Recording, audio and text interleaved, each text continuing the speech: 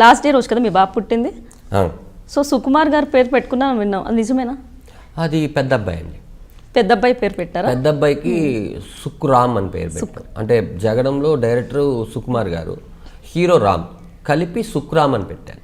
Okay. So రంగస్థలంలో ఏమైనా చేస్తున్నారా? లేదండి, అదేం లేదు. అంటే పేరు పెట్టాం కదా అని క్యారెక్టర్ అడుగుతుంటారు. సుకుమార్ గారు ఏంటంటే ఈ క్యారెక్టర్కి ధనరాజ్ అవసరం అంటే ఆఫ్రికా అడవుల్లో ఉన్నా కూడా ధనరాజ్ కాదు ఎవరున్నా కూడా తీసుకొచ్చేస్తాడు. ఆయన స్క్రిప్ట్నే నమ్ముతాడు. స్క్రిప్ట్కి అది టైలర్ మేడా లేకపోతే ఆ క్యారెక్టర్ ఎవరు చేయాలో వాళ్ళనే తీసుకుంటారు. ఏదో మొహమాటానికి వెళ్ళి తీసే సినిమా డైరెక్టర్ కాదు ఆయన. సో బిగ్ బాస్లో మీ ఎక్స్పీరియన్స్ ఎలా ఉంది? బిగ్ బాస్ అనేది ఎన్ని కోట్లు ఖర్చు పెట్టినా కూడా అలాంటి ప్లాట్ఫామ్ మనం క్రియేట్ చేసుకోలేమండి. నాకు తెలిసి ప్రపంచంలో ఉన్న వాళ్ళందరూ బిగ్ బాస్ ఆడుతూనే ఉంటారు బయట కూడా.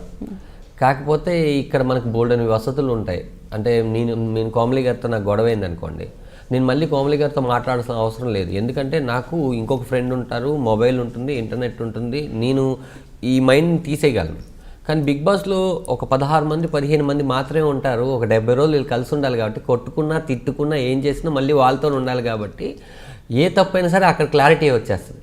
సార్ నాదే తప్పు కదా, ఓకే నేను ఇంకా ఎప్పుడు తప్పు చేయను, మనం మాట్లాడుకుందాం, మన పనులు మనమే చేసుకుంటూ మళ్ళీ ఎక్కడో తెలియకుండా 90-20లోకి వెళ్ళిపోయినట్టు ఉంటుంది లైఫ్. ఏ ఎక్విప్మెంట్ మన దగ్గర లేకుండా మనుషులతోనే మీరు మాట్లాడుకోవాలి అనే పరిస్థితి. నాకు తెలిసే ప్రపంచంలో ఉన్న ప్రతి ఒక్కరు ఒకసారి బిగ్ బాస్కి వెళ్ళి రావాలి. సో 7 వీక్స్లో ఏం నేర్చుకున్నారు అక్కడ? ఏమండి 7 వీక్స్లో 7 వారాల్లో నేను వెళ్ళింది ఒక 2 వారాలు. నా స్టామినా ఏంటంటే 2 వారాల కన్నా ఎక్కువ ఉండలేనండి నేను. అది నాకు తెలిసే వెళ్ళాను. నాకు తెలియని విషయం ఏంటంటే మనం ఎప్పుడు వెళ్ళిపోదాం అంటే అప్పుడు పంపించేస్తారేమో అనుకున్నాం, కానీ అలా కాదు. జనాలు ఎప్పుడు వద్దనుకుంటున్నారో అప్పుడే నువ్వు వెళ్తావు అనేది మాత్రం నాకు తెలియలేదు. ఎందుకంటే నేను హిందీ బిగ్ బాస్ కానీ మిగతా చూడలేదు, నాకు హిందీ పెద్దగా ఏం రాదు. అక్కడికి వెళ్ళిన తర్వాత మీకు నాకు గొడవ అయితే మన ఇద్దరం మాట్లాడుకుంటే సరిపోతుంది. ప్రపంచంకి ముందు తెలిసి ఆ తర్వాత మనకు తెలుస్తుంది.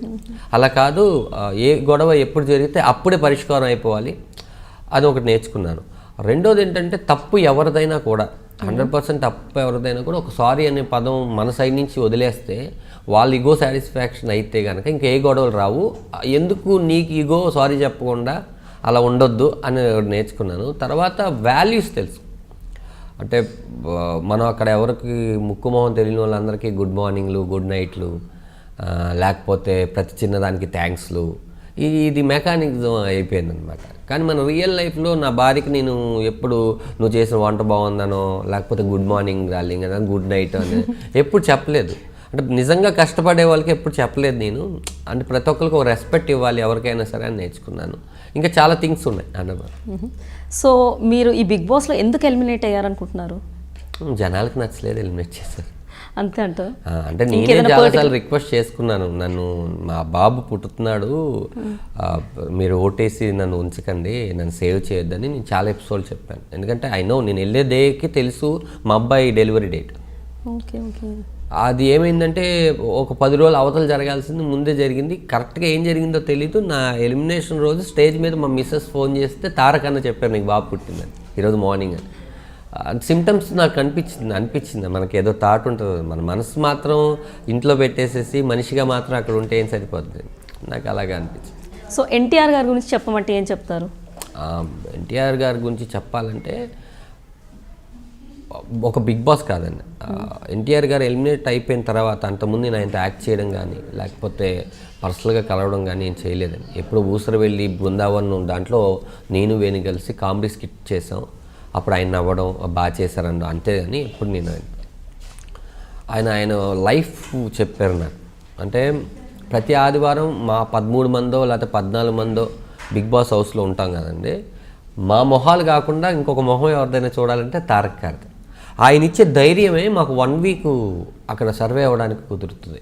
ఆ 1 వీక్ ఆయన చెప్పే విషయాలు చాలా బాగుంటాయి. అంటే ఒక హీరోగానే కాదు తారక్ అన్న అంటే ఒక మనిషిగా ఇంకొక మనిషిని ఎలా ఉండాలి, నువ్వు ఎందుకు ఉండాలి, ఆయన చాలా మంచి విషయం చెప్పారు. ఎలిమినేట్ అవ్వగానే చూడదండ్రా నువ్వు ఎక్కడో తాడేపల్లి గుడి నుంచి వచ్చావు, ఇక్కడి నుంచి నీ కెరియర్ మళ్ళీ పోతే మళ్ళీ తాడేపల్లి గుడికి పోతావు, కానీ మళ్ళీ స్టార్ట్ చేస్తావు, నీకు తాడేపల్లి గుడి అనేది ఉంది.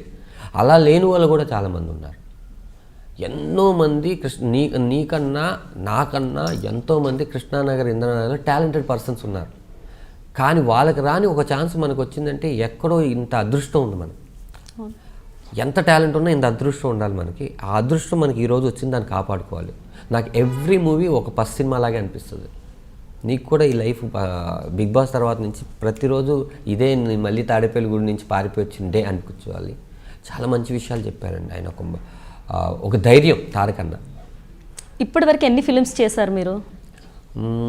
లెక్కట్లేదండి కరెక్ట్గా. ఓసారి ఎప్పుడు వికీపీడియా చూసుకొని మనం కూడా చూసుకుందాం అనుకుంటే అది తర్వాత రిలీజ్ అయినాయి అవని కొన్ని అవ్వవు కదండి పరిస్థితులను బట్టి. ఒక 110 పైన చేసి. సో మీ వికీపీడియా రాంగ్ చూపిస్తుంది అయితే 47+ అంటే అది రిలీజ్ అయినవి మాత్రం పెట్టి ఉంటుందండి. అది కాకుండా కొంచెం జనాలకు తెలిసిన సినిమాలే పెడతారు. నేను కూడా వికీపీడియా చూసి ఏంటి ఇది ఇన్ని తక్కువ పెట్టారు అనుకున్నా. ఆయన కొంచెం రాంగ్ ఇన్ఫర్మేషన్ కూడా ఇస్తున్నారు కొన్ని, చూసాం అది కూడా. సో ఇప్పుడు జబర్దస్త్లో చేశారు కదా, Dhanadhan Dhanraj main lead. So experience ఎలా ఉంది? చాలా బాగుందండి. ఈరోజు ధనరాజు, అదే నేను చెప్పాను కదండి, మీరు ధనరాజు అనే నా పేరుని ధనరాజు అని దానికన్నా ముందు ధనాధన్ 2 యాడ్ చేసిందంటే జబర్దస్తే. జబర్దస్త్ ఉంది కాబట్టే ఈరోజు ఫైనాన్స్గా మేము సెటిల్ అయ్యాము. ఎవరు కార్లు కొనుక్కున్నా లేకపోతే ఇంత మంచి ఫేమ్ వచ్చినా ఓన్లీ జబర్దస్త్ కారణం అండి. నేను చాలాసార్లు చాలా ఇంటర్వ్యూలో చెప్పాను ఏంటంటే, ఒక సినిమా అనేది ఊర్లోకి తీసుకెళ్తుంది, కానీ జబర్దస్త్ బెడ్రూమ్లోకి తీసుకెళ్తుంది. మన వాళ్ళు అనే ఫీలింగు జబర్దస్త్ ద్వారా మేమందరికి పరిచయం అయ్యాం అనమాట. జబర్దస్త్ లేకపోతే ఈరోజు చాలామంది ఆర్టిస్టులు లేరు.